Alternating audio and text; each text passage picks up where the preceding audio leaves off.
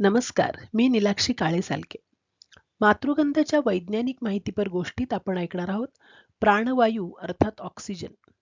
Joseph तुस्कानो. छोट्या दोस्तांनो, आज मी तुम्हाला ऑक्सिजन या वायूची गोष्ट सांगणार आहे. आपल्या सृष्टीत जी एकूण 121 मूलद्रव्ये आहेत, त्यापैकी ऑक्सिजन एक होय. या वेगवेगळ्या मूलद्रव्यांपासून आपण वापरत असलेले अनेक पदार्थ आणि वस्तू तयार झालेले असतात, हे तुम्ही जाणताच. तर या ऑक्सिजनचा शोध जॉन प्रिस्टले या रसायनशास्त्रज्ञाने 1770 साली लावला. आता तुम्ही म्हणाल, हुश्श, बरं झालं बुवा, आम्ही त्यानंतर जन्माला आलो, नाहीतर गुदमरून गेलो असतो. पण तसं काही नाही बरं का. हा वायू उत्क्रांती होत गेलेल्या सृष्टीत प्रारंभापासून वावरत होता आणि त्याला 1770-72 सालात संशोधकांनी हुडकून काढले एवढेच. हा वायू रंगहीन आणि वास नसलेला असतो.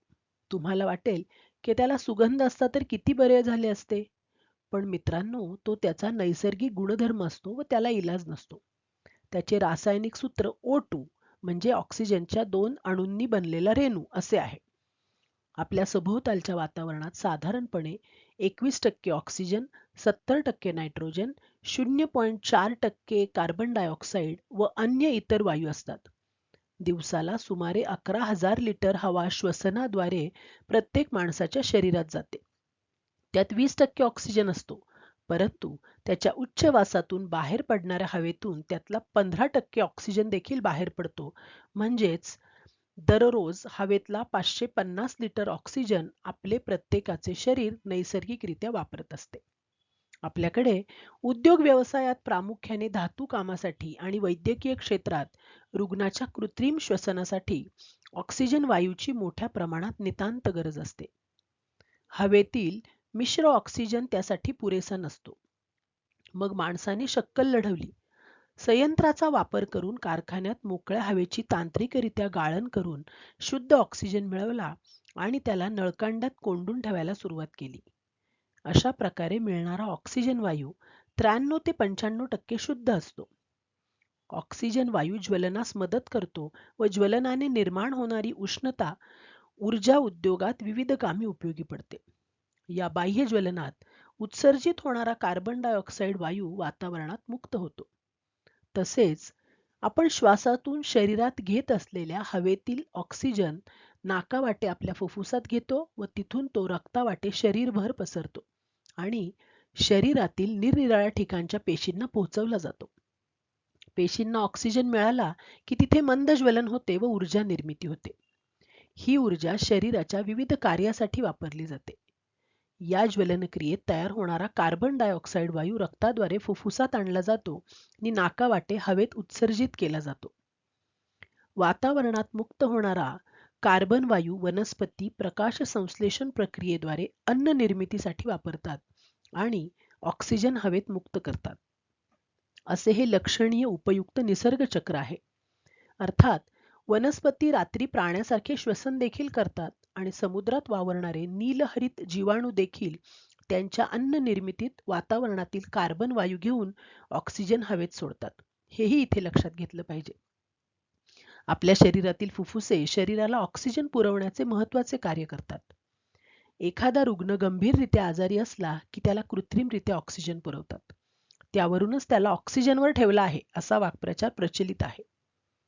विषाणूच्या हल्ल्याने व अन्य आजाराने आपली फुफ्फुसे निकामी होतात आणि श्वास घेणे कठीण जाते.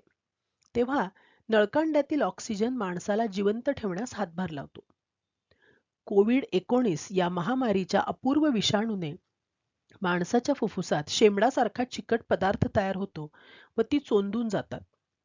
कित्येकदा कोरोना विषाणूमुळे फुफ्फुसाच्या आतल्या थराला चरे पडतात, सूज येते आणि ती अकार्यक्षम बनतात. नैसर्गिक श्वसन धड होत नाही. अशा वेळी नळकांड्यात साठवलेला शुद्ध ऑक्सिजन जबरदस्तीने देऊन जीव वाचवता येतो.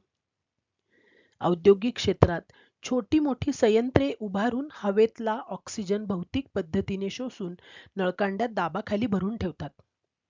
हवेतून शुद्ध स्वरूपातला ऑक्सिजन मिळवण्यासाठी तिला छोट्या मोठ्या संयंत्रात क्रायोजेनिक डिस्टिलेशन प्रोसेस या भौतिक ऊर्ध्वपातन प्रक्रियेद्वारा गाळून शुद्ध केले जाते. वैद्यकीय क्षेत्रात वापरला जाणारा ऑक्सिजन त्याच्या गुणवत्तेसाठी काटेकोरपणे तपासला जातो. मगच त्याचे नळकांड्यातून विपणन होते. ही नळकांडी वेगवेगळ्या आकारांची असतात. नितळ हवेतून आपल्याला निसर्गतः फुकट ऑक्सिजन मिळतो खरा, तरी तांत्रिक प्रक्रिया कराव्या लागल्याने नळकांड्यात साठवून ठेवलेला वायू महाग पडतो. साधारणतः एक प्रौढ मनुष्य एका मिनिटाला 7 ते 8 लिटर हवा श्वासात घेतो व त्यातील ऑक्सिजन शरीर पेशीतील ज्वलनासाठी वापरतो. आपण जसजसे उंचावर जातो तसतशी हवा विरळ होते व त्यातील ऑक्सिजनचे प्रमाण कमी होते. गिर्यारोहण करणारी मंडळी त्यासाठीच पाठीवर ऑक्सिजनची नळकांडी वाहून नेतात. मित्रांनो, सध्याची आपल्याकडची स्थिती हटके निराळी आहे. परंतु माणसाला प्रवासात आपल्यासोबत झाडे काही नेता येणार नाहीत. तेव्हा भविष्यात गिर्यारोहकांसारखे पाठीवर ऑक्सिजनने भरलेले नळकांडे काय ते न्यावे लागेल. उंच बर्फाळ प्रदेशात त्यासाठीच झाडाझुडपांची हिरिरीने वाढ केली जाते.